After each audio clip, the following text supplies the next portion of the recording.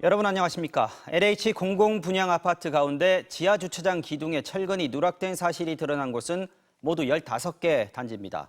시공사는 대보건설과 양우종합건설이 단지 2곳으로 가장 많았고 나머지는 각각 한 곳씩인데요.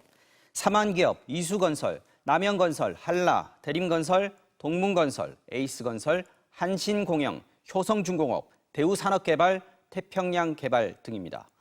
이들 단지 절반 이상이 이미 주민들이 살고 있거나 막 입주를 시작했습니다. LH가 안전진단과 보강공사를 약속했지만 주민들은 못 믿겠다며 불만과 불안을 호소하고 있습니다. 박진중 기자가 현장에 가봤습니다. LH가 조성한 서울 자곡동의 한 아파트 단지. 이번 정부 조사에서 지하 주차장에 철근이 모자란 걸로 드러난 곳입니다. 이미 590여 세대가 며칠 전부터 입주를 시작한 상황입니다. 시공사는 이미 6월 말 5개의 기둥 천장에 보강 공사를 마쳤다며 문제없다고 말합니다. 저희는 예전에 보강 공사 다 끝냈는데 추가 기둥을 세우고. 하지만 막 이사를 온 주민들은 황당하고 불안할 수밖에 없습니다. 그러면 안 되죠. 아니 기둥에 철분이 안 들어가면 아무래도 불안하지 않아요? 1,400여 세대 규모의 경기도 파주의 아파트 단지에도 이미 1년 전부터 주민이 살고 있습니다.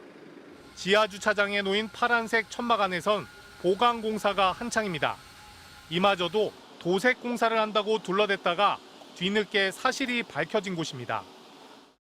같이 일하는 분 중에 한 분이 아파트들 철근 빠진 거 항목 표시해서 보여주더라고요. 언제 무너질지 모르니까 불안하긴 한데. 이번에 적발된 15곳 중 가장 철근 누락이 심했던 경기도 양주의 아파트 단지엔 지하 주차장 기둥 154개 중 135개에 두꺼운 철근들이 덧대어져 있습니다. 입주 전 마무리 공사를 해야 하지만 지하 주차장 보수에 매달려 있습니다. 저희가 맡고 있는 포지션은 시공 단계에 해당이 되는 거고요. 누락된 설계도서에 의해서 시공을 하다 보다 이런 문제가 발생이 됐는데 LH는 설계 과정부터 문제가 있었다고 털어놓았습니다. 구조 계산을 하는 거기 파트에서도 좀 생소했고, 그다음에 계산하는 과정에서 시스템을 입력을 해야 되는데 입력 과정에서 오류가 날 수도 있었고. 다만 전문기관 검증하에 보강이 이루어지고 있어 안전에는 문제가 없다는 입장입니다. 하지만 LH에 대한 입주민들의 불만과 불신을 잠재우기엔 역부족인 상황입니다. MBC 뉴스 박진준입니다. 서울의 한 초등학교에서 한 학부모가 지난 5달 동안 교장과 교감을 7차례나 고소 고발했습니다. 전교 부회장 선거에서 자신의 자녀가 당선이 됐지만 당선 무효가 됐고 그 과정에서 학대를 당했다는 건데요. 고소 고발뿐 아니라 정보 공개 신청만 29건, 교육청에는 행정심판 8건을 제기했습니다. 또 국민신문고에도 24건의 민원을 제기했다고 합니다. 학교와 교육청 모두 이 학부모의 민원을 처리하느라 업무가 마비될 지경이라고 하는데요. 지윤수 기자가 단독 취재했습니다. 지난 2월 10일 서울의 한 초등학교 졸업식장에 갑자기 경찰 5명이 출동했습니다. 한 학부모가 이 학교 교감 선생님을 아동 학대로 신고한 겁니다. 11시 반 정도에 이제 관할실에서 연락이 왔어요. 경찰차가 왔다. 그리고 정군인데 경찰과 그 학부모가 같이 오셨다. 교원들한테는 너무 충격적인 거거든요. 발단은 나흘 전 이 학교에서 치른 전교 부회장 선거였습니다. 4학년이던 A군이 당선됐는데 선거 규정을 어겼다며 다른 후보 6명이 일제히 문제를 제기했습니다. 학교 측이 당선 무효 결정을 내리자 이때부터 A군 어머니의 대응이 시작된 겁니다. A군 어머니는 지역 맘카페에 글을 올렸습니다. 교감이 자신의 아이에게 당선 무효각서에 서명하라며 때렸고 15분 동안 소리를 질렀다는 내용이었습니다. A군도 피해를 자세히 진술했습니다. 팔도 때리고 정강이도 때리고 여기저기 때렸는데 그중에 뒤통수를 때릴 때가 제일 아팠다. 이렇게 학생이 진술을 해요. 이어 이 학부모는 아동학대가 명백하다며 아이 명의로 교장과 교감을 경찰에 고소했습니다. 그 뒤로 고소 고발이 잇따랐습니다. 아동복지법 위반, 공문서 위조, 강요와 협박, 명예훼손 등등 7차례에 달합니다. 그런데 다행히 교감은 당시 학생과 대화했던 2분 30초 분량의 녹음 덕분에 첫 번째 고소건에선 무혐의 처분을 받았습니다. A군 어머니는 포기하지 않았습니다. 당선 무효를 취소해달라는 등 서울시 교육청에도 잇따라 8건의 행정 심판을 제기했습니다. 비슷한 시기 국민신문고에도 24건의 민원을 쏟아부었습니다. 정보 공개를 청구한 건 모두 29건이었는데 6월부터는 선거와 무관해 보이는 교장의 과거 인사, 도로 열선공사 내역, 학교의 카드 이용 내역서 등을 요구했습니다. 너무 지나친 민원, 정보 공개 요청이다. 지금 학교뿐만 아니라 지금 교육청까지 상당히 좀 괴롭히는 상황으로 지금 이게 전개됐었어요. 이 같은 정보 공개 청구는 세부 항목으로 따지면 300건이 넘는데 학교는 이번 학기 내내 정보 공개 청구에 대응하느라 쩔쩔 매고 있습니다. 왜 이 귀한 시간에 이런 말도 안 되는 소리를 우리가 읽어야 되나 그런 게 굉장히 자괴감이 들어요.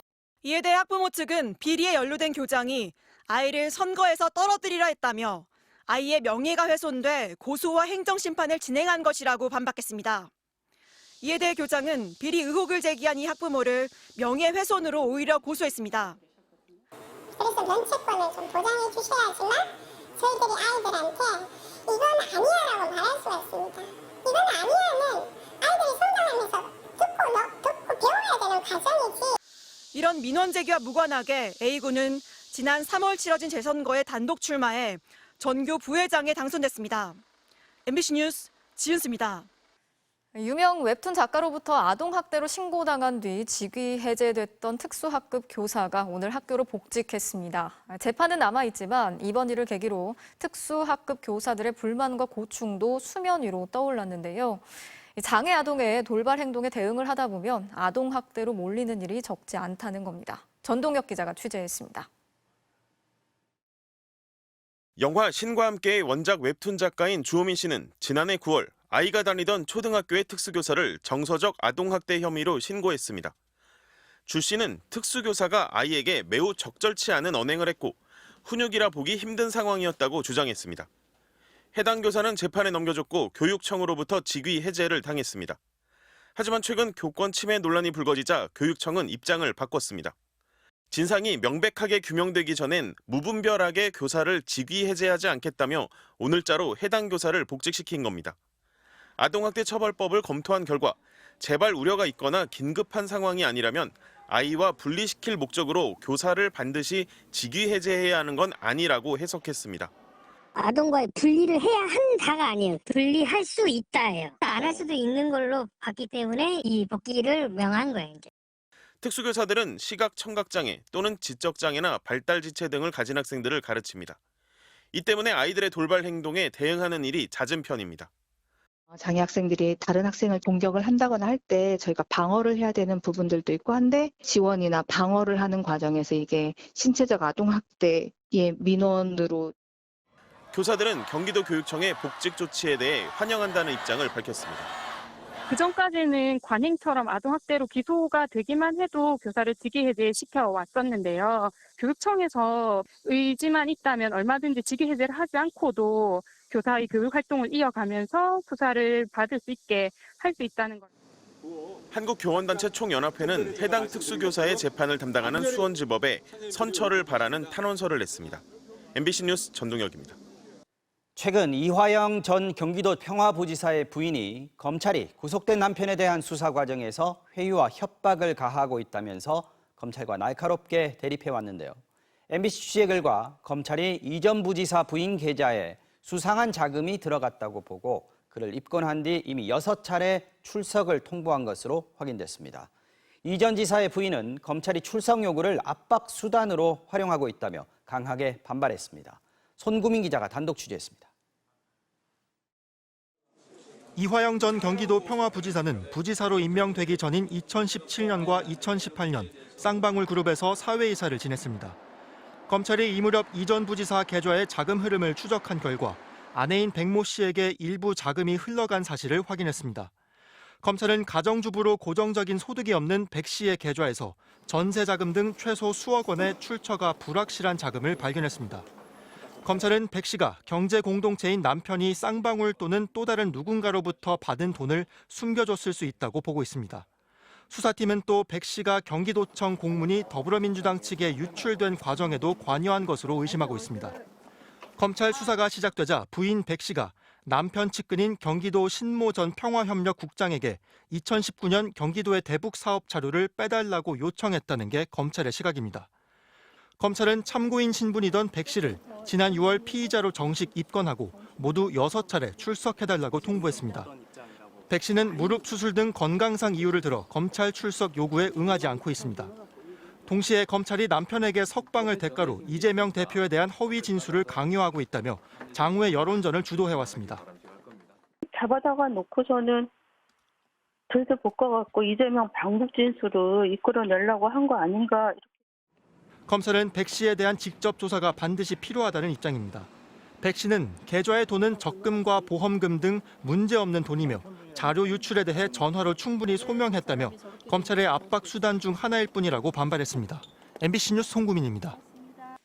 어제 오후 경기도 김포시에서 SUV 차량 한 대가 횡단보도를 덮치면서 한 명이 숨지고 11명이 다쳤습니다. 경찰은 초보 운전자가 주행 연습을 하다가 사고를 냈을 가능성에 무게를 두고 있습니다. 백승우 기자가 취재했습니다.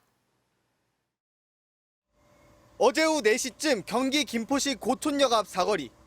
신호가 바뀌자 횡단보도 앞에 차량들이 멈추고 사람들이 건너기 시작합니다. 이때 갑자기 흰색 SUV 한 대가 횡단보도 한가운데로 돌진해 버스 옆을 들이박은 뒤 멈춰섭니다. 사고 현장을 비춘 또 다른 CCTV. 무시무시한 속도의 차량이 횡단보도를 덮치며 길을 건너던 보행자 한 명을 그대로 들이받습니다. 가까스로 위기를 모면한 바로 옆 시민은 횡단보도를 겨우 건넌 뒤 충격을 받은 듯 바닥에 주저앉습니다. 당시 사고 차량은 앞서 정차해 있던 차량 2대 사이를 통과하며 추돌한 뒤 중앙선을 넘어 횡단보도를 지나 버스 등 차량 석 대를 더 들이받았습니다. 그게 거기서 하나 받아가지고 한번 뒤집어졌어. 굴고 와서 여기서 받은 거야. 차가 하나, 둘, 셋, 넷, 5대인가. 사고 차량 운전자와 동승자, 버스 승객 등 11명이 다쳤고 횡단보도를 건너던 20대 남성은 병원으로 옮겨졌지만 숨졌습니다. 그냥 공중으로 붕 떴어요. 사람이 퍽 소리 나면서 20-30m. 사고 직후 일대가 큰 혼잡을 빚으면서 김포시는 현장을 우회해달라는 안전 안내 문자를 보내기도 했습니다. 경찰은 50대 여성인 사고 차량 운전자가 술을 마신 상태는 아니었다고 밝혔습니다.